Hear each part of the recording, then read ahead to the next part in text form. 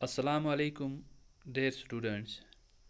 Hope all of you are fine with the grace of Almighty. This is me, Rijaz, your English teacher. And today our topic is notice writing. जैसा कि आप जानते हैं, पिछली आज से पहले की जो हमारी ऑफलाइन वीडियो क्लासेस हुई थी, यानी जो मैंने वीडियोस यूट्यूब लिंक पे शेयर की थी और उम्मीद है आपने देखी भी होंगी, उनमें हमने प्रोज और पोइट्री सेक्शन जो था आपकी इंग्लिश टेक्स्ट बुक का, वो हमने कंप्लीट किया। और ग्रामर के कुछ पोर्शन, कुछ टॉपिक्स जो ग्रामर के थे, वो भी हमने कंप्लीट किए, उन्हें भी हमने पढ़ा। उनकी वीडियोस आज भी मेरे यूट्यूब चैनल पे मौजूद हैं। अगर किसी ने मिस किया है या किसी कोई पहले देख नहीं पाया तो आज भी उन्हें खोल कर देख सकता है। जितने भी ग्रामर के टॉपिक हैं जो आपकी 10th क्लास में आपके सिलेबस के मुताबिक आते हैं, वो सभी टॉपिक को कवर करने की मैंने कोशिश की है और सभी टॉपिक्स पे एक एक वीडियो बनी हुई है, वो आप दोबारा आज देख लेंगे। तो आज हम राइटिंग जो आपका पोर्शन है, तो राइटिंग के लिए आज हम वो शुरू करने जा रहे हैं। तो उसमें सबसे पहला जो आपका टॉपिक है वो है नोटिस राइटिंग। तो आज हम नोटिस राइटिंग पढ़ने जा रहे हैं। आज मैं आपको सिखाऊंगा कि नोटिस कैसे लिखा जाता है और नोटिस क्यों लिखते हैं। ये हमें पता है कि नोटिस अक्सर अदारों में, इंस्टीट्यूशंस में या ऑर्गेनाइजेशंस वगैरह नोटिस निकालती हैं अपनी मुख्तलिफ़ चीज़ों को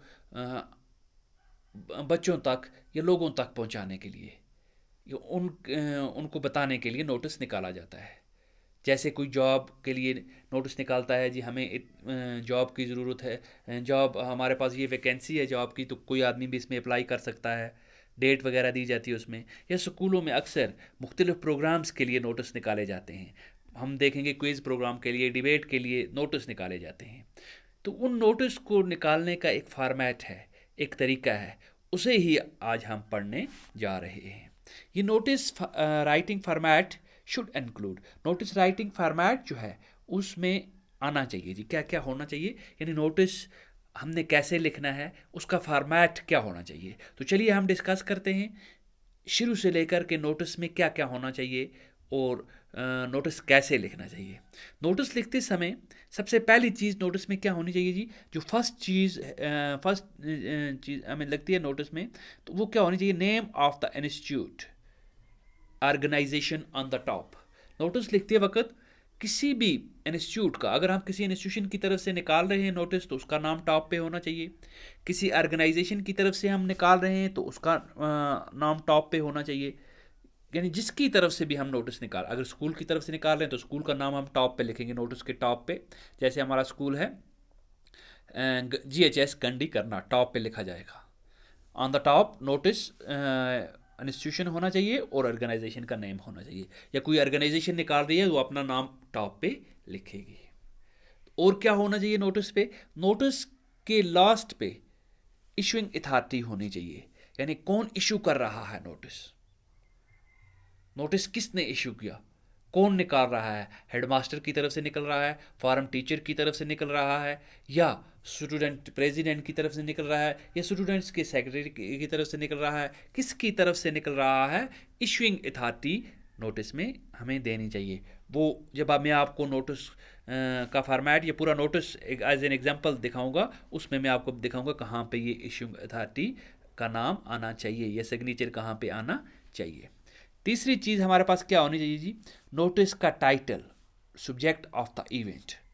नोटिस का टाइटल क्या होना चाहिए, किस सब्जेक्ट पर नोटिस लिखा जाता है उसका टाइटल होना चाहिए। चाहे ये डिबेट है या कुछ और है, क्या है वो होना चाहिए। टाइटल नोटिस का और सब्जेक्ट ऑफ द इवेंट ज़रूर इसमें होना चाहिए, उसके बगैर नोटिस इनकम्प्लीट है। चौथी चीज़, date of issue, release of notice. Notice कब रिलीज हो रहा है, कब उसको इशू कर रहे हैं, उसकी डेट नोटिस पे होनी चाहिए। डेट के बगैर नोटिस नहीं माना जाता। डेट इंपॉर्टेंट पार्ट है नोटिस का, इसलिए ये डेट भी नोटिस में होनी चाहिए। और उसके बाद नोटिस की बॉडी होती है जिस पे हम पूरी इंफॉर्मेशन देते हैं, जिस पे हम 3-4 किस्म के सिग्नेचर्स वगैरह का जिक्र करते हैं, 3-4 क्वेश्चंस को हम डिस्कस करते हैं, यानी व्हाट, होम, व्हेन वगैरह का एंड हाउ, इन सब क्वेश्चन का हम डिस्कस करते हैं। यानी नोटिस किसके लिए निकल रहा है, कौन निकाल रहा है, कहाँ पे हो रहा है ये इवेंट और कैसे हो रहा है, वो सब चीज़ें बॉडी में डिस्कस की जाती हैं। और लास्ट पे राइटर्स नेम एंड डिजिग्नेशन, जैसे हमने ऊपर लिखा है इशूइंग अथॉरिटी, वही राइटर्स नेम और डिजिग्नेशन होना चाहिए। ठीक है जी। अब नोटिस में क्या होना चाहिए, give required information with all detail in brief manner. Notice में हमें क्या करना है, रिक्वायर्ड इन्फॉर्मेशन जो है वो उसकी पूरी डिटेल्स हमने देनी है ब्रीफ मैनर्स में। हमने ज़्यादा बड़ा नहीं लिखना है, हम 2-3 पेज नोटिस भर दें वो भी नहीं चलेगा, ब्रीफ मैनर में थोड़ा सा देना है और जितनी रिक्वायर्ड इन्फॉर्मेशन हमें चाहिए वो ज़रूर उसमें आनी चाहिए। और notice should be and with signature and designation. Notice जब हम ख़त्म करेंगे वो सिग्नेचर के साथ, लास्ट पे नोटिस निकालने वाले का सिग्नेचर होना चाहिए और डिजिग्नेशन होनी चाहिए। यानी वो क्या है, अगर हेडमास्टर की तरफ से निकलता है तो हम लिखेंगे हेडमास्टर GHS कंडी, अगर फॉरम टीचर की तरफ से निकलता है या क्लास टीचर की तरफ से निकलता है हम लिखेंगे क्लास टीचर 10th, अगर स्टूडेंट्स प्रेसिडेंट की तरफ निकलता है या सेक्रेटरी निकालता है स्टूडेंट्स का तो लिखेगा सेक्रेटरी स्टूडेंट्स GHS कंडी करना। तो ये लास्ट पे आना चाहिए। तो चलिए आगे जी। नोटिस के मेन कैरेक्टरिस्टिक्स होते हैं। नोटिस के मेन कैरेक्टरिस्टिक्स क्या है, नोटिस की कैरेक्टरिस्टिक्स क्या है।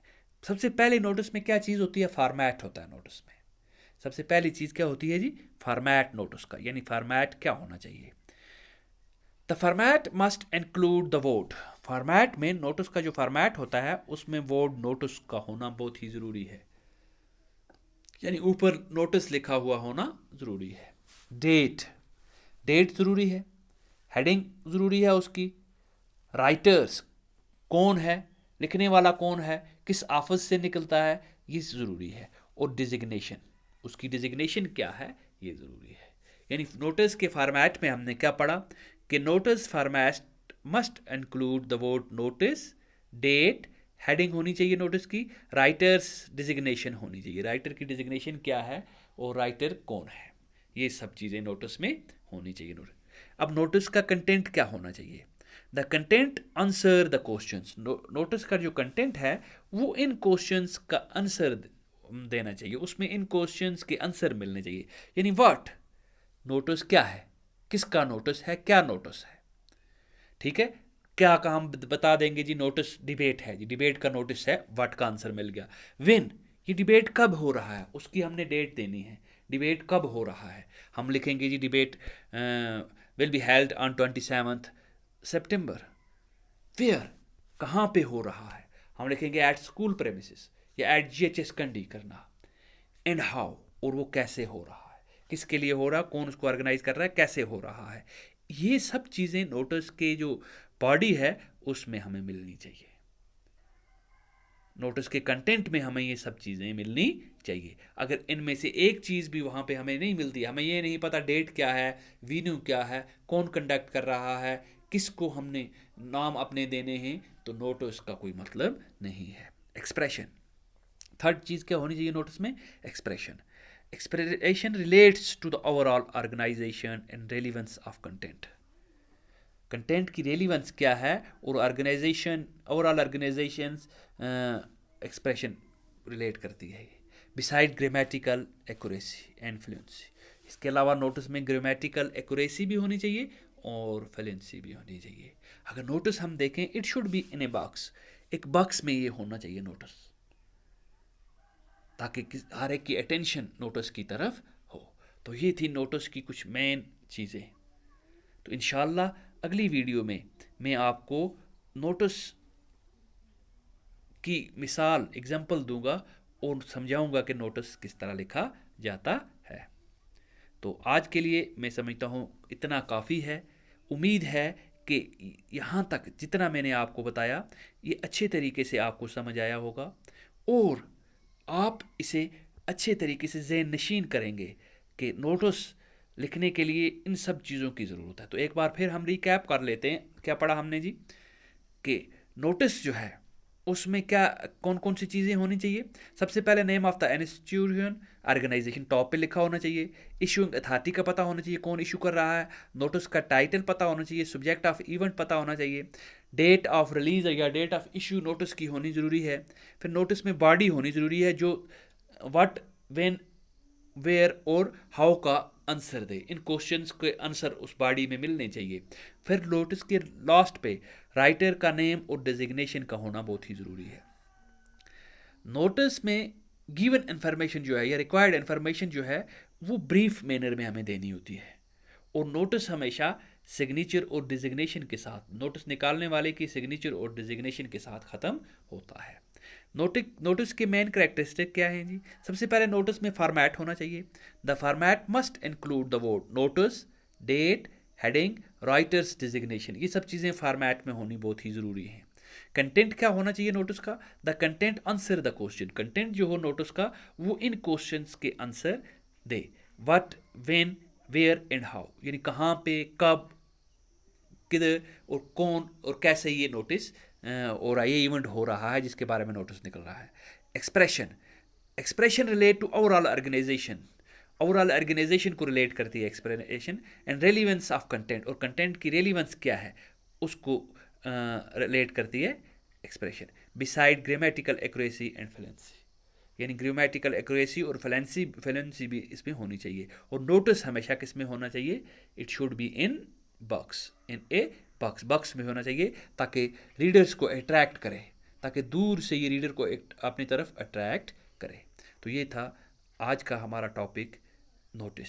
इंशाल्लाह अगली वीडियो में मैं आपको नोटिस के बारे में कुछ और बताऊंगा और नोटिस में आपको नोटिस की मिसाल भी दूंगा। तब तक के लिए अल्लाह हाफिज़।